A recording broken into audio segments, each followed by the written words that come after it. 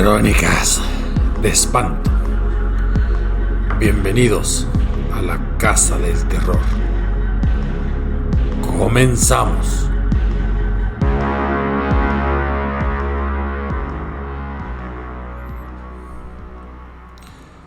Se acerca el 2 de noviembre, fecha en que la mayoría de los mexicanos, por tradición, religiosidad, sentimiento del deber o cualquier otro motivo que usted argumente, acuden a los panteones de las ciudades y los pueblos a hacer un homenaje póstumo al familiar, al amigo, al padre, la madre, al hijo. Se llenan de flores, se limpian las tumbas, se comparte comida, se traen mariachis, grupos norteños, marimbas, quién más, quién menos, incluso pues un poquito de música. Pero la presencia de los restos mortales en aquellos féretros, acompañados de lápidas, piedras o la simple tierra que está encima de lo que fue otrora el hijo, el sobrino, el tío, el padre o la madre, han hecho que aquellos lugares también se conviertan en campo fértil de leyendas. Y en el Panteón de Belén, en Guadalajara, Jalisco, se fraguó una de esas leyendas en el siglo antepasado. Corría el año de 1878, cuando dentro de la familia Torres Altamirano nace lo que aparenta ser un niño de lo más normal. El llanto de aquel bebé en su nacimiento colmó de alegría aquel joven matrimonio, y veían como cosa normal que el niño llorara, porque lloran todos los niños. Habiendo nacido en fecha que se celebraba San Ignacio de Loyola, Nachito se llamó el infante. Pero pasaron los meses, vinieron las ceremonias de costumbre, el bautizo. Poco a poco aquel matrimonio joven se abría paso por la vida en aquella Guadalajara floreciente de 1880. Pero el niño empezó a tener un comportamiento extraño. Lo dejaban en la noche en su cuartito, apagaban las velas, cerraban la puerta y el niño lloraba como desaforado. Tenían que regresar con él, con un rostro desencajado. Seguía llorando. No hallaban qué hacer, porque incluso cuando se lo llevaban a su cama y apagaban las luces, el niño volvió a llorar. ¿Qué es lo que pasa con eso? ¿Por qué? ¡Qué caray! Ahora conocemos la nictofobia como ese miedo a la oscuridad por completo. Los padres no le pusieron nombre al mal, pero diríamos ahora que el niño tenía ese padecimiento y que un tratamiento psicológico podría recuperar su normalidad. Pero estamos en la época de los alienistas, no en la época de los psicólogos o de los psiquiatras. Eso estaba en pañales. Los papás solamente sabían que si se apagaba la luz y la oscuridad era completa, el niño gritaba, mostraba un rostro completamente anormal, lloraba, pataleaba, y había que calmarlo. Las soluciones estaban ahí a la vista, no las deseadas. En una época en que la electricidad pues apenas estaba a punto de utilizarse para la iluminación, pues Guadalajara se iluminaba con velas, con quinqués, con petróleo, con queroseno, en otras partes con antorchas y con fogatas. Así es que la familia Torres Altamirano acostumbraba a acostar a su niño, que el nene cenara bien, bien cobijadito. Dejaban una vela prendida. Plácidamente dormido percibía aquella luz que emanaba ese fuego tranquilo. Se iban caminando, así sin hacer el mínimo ruido, y padre y madre dormían.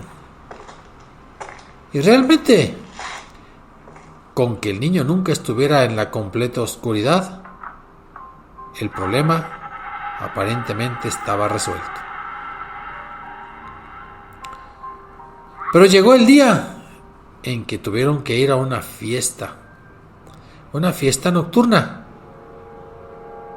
No habían conseguido quien les cuidara a aquel niño. Y la fiesta, diríamos ahora, era de etiqueta. No se permitían la presencia de menores. Para ese momento Nachito ya tenía 5 años.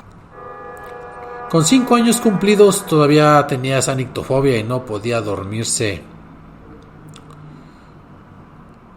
si estaban las luces apagadas. ¿Qué hacemos, esposa? ¿Qué hacemos? Pues consigamos una niñera. Y sí, preguntaron el día de la fiesta, preguntaron el día anterior. Familiares y amigos también iban a acudir. Era un evento muy importante, allí en el centro de la ciudad de Guadalajara. Nadie se lo quería perder. Muchos para la época incluso iban a dejar a los niños acostados y se iban a ir. Total, ¿qué pasaba? Por lo que pensó este matrimonio que dejar a Nachito acostadito y dormido no tendría mayor problema. Eso sí, con una vela prendida. Pues dicho y hecho, ya no buscaron más niñera. Se pusieron sus vestidos, se arreglaron. Nachito siguió su rutina normal. El viento soplaba en aquella ciudad, en la perla de Occidente. Terminaron por arreglar todo, le dieron su merienda al muchachito, lo acostaron y lo cobijaron. No era fácil encender una vela en aquel momento. Checaron que la vela estuviera bien, un poco corto el cabo. Encendieron la velita, le dieron sus buenas noches y esperaron que durmiera. No se fijaron que la ventana se había quedado ligeramente abierta y que el viento soplaba, pero justo en aquel instante en que ellos abandonaban su pequeña casa, había amainado el viento y ellos no caían en la cuenta del riesgo de que con la ventana así y el viento que volviera a soplar de manera intensa, aquella vela se apagara. Así es que se van, que llegan a la fiesta, saludan a sus amigos, conviven, platican, bailan, platican más. Aquellos candelabros con aquellas velas esplendorosas en una casa de estilo porfiriano en el centro de la ciudad de Guadalajara iba a ser el evento del mes. Y aquí estaban por aquí recorriéndose y la familia Torres Altamirano conviviendo de lo lindo y merecidamente. Total que pasaban las horas y la oscuridad era completa. Incluso afuera de aquel edificio se escuchaba el viento. Recio como aquellos vientos de octubre, de cambios estacionales. La cuestión es que terminó la fiesta a altas horas de la noche. Se fueron retirando, algunos acompañados. Los índices de criminalidad para nada eran los que tenemos nosotros. Y así caminando llegaron y caminando regresaron. Captaron que el viento soplaba fuerte. Un dejo de preocupación ocupó la mente del papá. Cuando se iban acercando, A lo lejos, esperaban ver una pequeña luz que irradiara desde la ventana del cuarto del niño. No se veía nada. Tampoco escuchaban el llanto del niño, que de ordinario cuando quedaba en la completa oscuridad pues, era un llanto bastante molesto. Quizás los vecinos ya se hubieran despertado. No, nada de eso.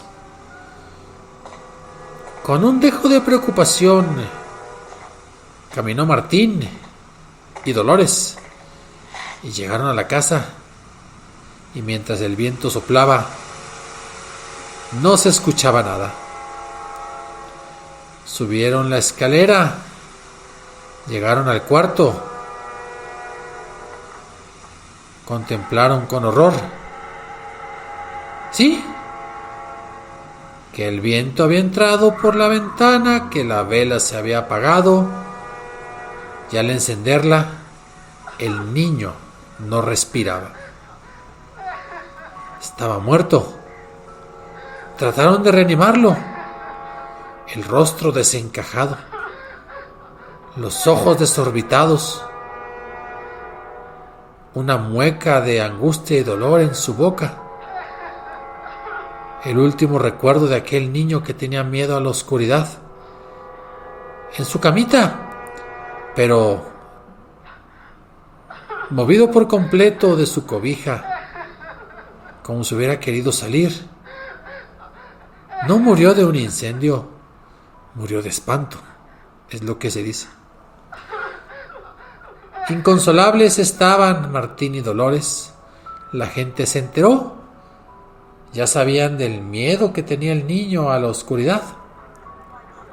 Pero no era momento de juzgar a aquellos padres que habían buscado solamente un momento de solaz y esparcimiento en este valle de lágrimas.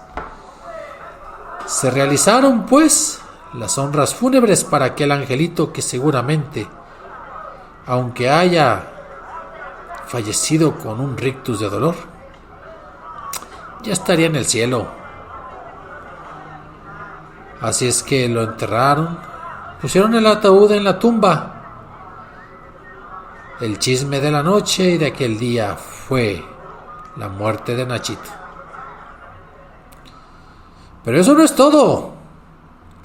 Pasó la noche y al día siguiente, en medio del duelo que tenían padre y madre, van y les avisan que vaya al panteón, que algo ha ocurrido, que el velador del panteón tiene una noticia para ellos. ¿Qué? ¿Cómo?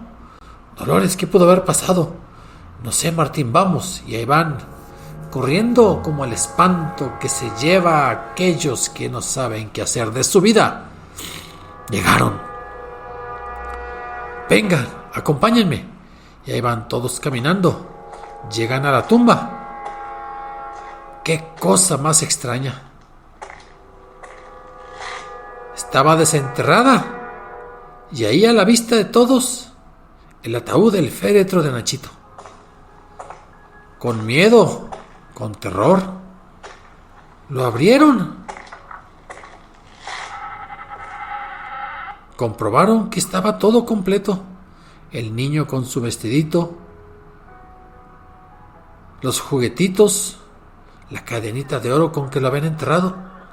Aquello no fue un robo, no fue una profanación. Habrá sido una broma de mal gusto. Eso pensaron. Pues ahí se ofrecieron dos personas, el velador y el mismo padre, volvieron a enterrar el féretro de Nachito. Terminaron, cada quien para su casa. Llegó la noche. ¿Noches de luna llena? No, noches de luna nueva. Seminubladas, una oscuridad imperante y el viento que soplaba. A la mañana siguiente, otra vez le avisan al papá y a la mamá. Otra vez acuden al panteón. Otra vez, desenterrado el ataúd, pero ahí en su lugar. Comprueban que no ha sido violentado, que no hay sacrilegio, no hay robo. Y lo vuelven a enterrar. Para no hacerles el cuento muy largo, prácticamente 10 días seguidos, el fenómeno se repitió. Y cada día acudían con extrañeza y al mismo tiempo con una suerte de hartazgo los padres de Nachito y todos los chismosos de la zona, y qué decirlo, de la ciudad. Oiga, don Martín, ¿no será que aún estando muerto, el niño le tiene miedo a la oscuridad? ¿Cómo cree? Pues no hay otra explicación. ¿Sabe qué? Vamos a cooperarnos. Vamos a ir con el cantero. Ya no lo entierre. Mejor hágale su mausoleo pequeñito. Que le pegue el sol. Que le pegue la luz de la luna. Dubitativo le preguntó a Dolores, pero ambos acordaron lo mismo. Se cooperaron varios amigos. Fueron con el mejor cantero de la ciudad, el mejor trabajador de la piedra. Fabricaron una suerte de estuche, yo diría como un relicario, con las medidas un poco mayores a las del ataúd de Nachito. Y en el mismo espacio que habían comprado en el Panteón de Belén, sacaron el cuerpo, o mejor dicho, sacaron el ataúd. Llenaron el hoyo de tierra, pusieron encima una suerte de tapia o lápida, un zocalito, encima del zocalito con su correspondiente lápida, aquel ataúd de mármol que iba a servir de relicario de contenedor de la tumba de Nachito, hecho con espacio y con una parte donde tenía una especie de miralejos, de mirador, de vidrio en vez de mármol, de forma que le entrara al ataúd un poco de luz, ya sea del sol o de la luna. Le hablaron a un padre para que volviera a rezar al momento en que se reenterraba el ataúd de Nachito, y así lo hicieron. Otra vez inconsolable el padre y la madre, porque pues aquel niño no encontraba el descanso eterno, y la gente murmuraba. Pero así fue. Aquella noche el viento sopló, casi no durmieron el papá y la mamá. Despertaron al día siguiente, todo tranquilo. No fue el velador a comunicarles nada. Fueron al panteón, ya por la tarde, una tarde luminosa,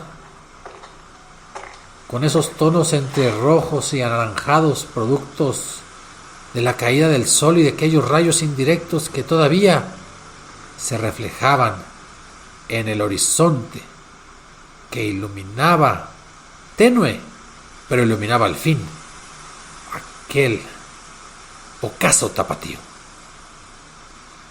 Con tranquilidad contemplaron la tumba de Nachito, ahora sí, inamovible, sin fenómenos. Martín y Dolores ahora sí descansaron en paz. Y para la gente de allá, del rumbo del Panteón de Belén, también. Lo curioso es que la gente acostumbraba a ir a rezar a la tumba de Nachito por el descanso eterno. Ya han pasado los años y la gente ya no solo reza, sino que va y le arroja un juguetito. Se corrió el rumor de que Nachito se salía de su tumba y que a veces lo escuchaba ya no llorar, sino reír. Y por costumbre la tumba de Nachito está llena de juguetes, de dulces, de palomitas, pidiendo el descanso eterno. Claro, si te atreves a robarle algún juguete o alguno de los regalos que le han hecho, tendrás que sufrir una maldición. A lo mejor desarrollarás un miedo a las arañas, a la noche, o a que Nachito se te aparezca ya no llorando, o quizás sí, y te saque un susto. Y eso cuentan las familias de Guadalajara, esas que les gusta conservar las tradiciones y estas leyendas tan interesantes, que si pasas por la tumba de Nachito la identificas de inmediato por aquellos juguetes y regalos que bordean lo que es el relicario de mármol, Y que no te atrevas a robar alguno, porque a ver cómo te va. Vas a desarrollar algún miedo, una aversión. O sea, te aparecerá Nacho y te va a jalar los calzones. Esto fue Crónicas de Espanto. Escriban, opinen, asientan, disientan, crónicasdeespanto0@gmail.com. Nos vemos la próxima semana.